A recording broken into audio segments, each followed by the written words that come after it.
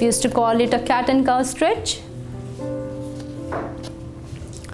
So this is the basic posture for doing any kind of lying down asanas or stomach using your so we'll tell you about the benefits. Zamajari Betla Asana. Start doing a cat and cow stretch, slowly rounding your back and arching your back. Round your back, slowly arch your back. Inhale, arch your back, exhale, round your back. Inhale, arch your back, exhale, round your back. Once again, inhale, arch your back and stay. I'll read out some of the benefits for you. It improves the flexibility of your neck, spine and also relaxes them. It tones the female reproductive organs, give the relief from menstrual cramps. Good to practice during pregnancy. Massage the digestive organ and improve the digestion.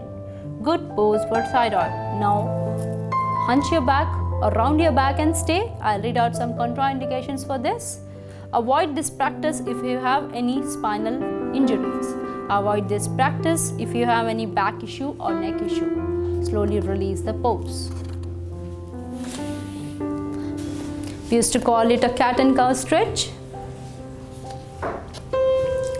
So this is the basic posture for doing any kind of lying down asanas or stomach using your so we'll tell you about the benefits. Zamajari Betla Asana. Start doing a cat and cow stretch, slowly rounding your back and arching your back. Round your back, slowly arch your back. Inhale, arch your back, exhale, round your back. Inhale, arch your back, exhale, round your back. Once again, inhale, arch your back and stay. I'll read out some of the benefits for you. It improves the flexibility of your neck, spine and also relaxes them. It tones the female reproductive organs, give the relief from menstrual cramps. Good to practice during pregnancy. Massage the digestive organ and improve the digestion. Good pose for thyroid. Now, hunch your back or round your back and stay. I'll read out some contraindications for this.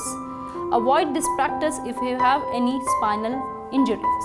Avoid this practice if you have any back issue or neck issue. Slowly release the pose.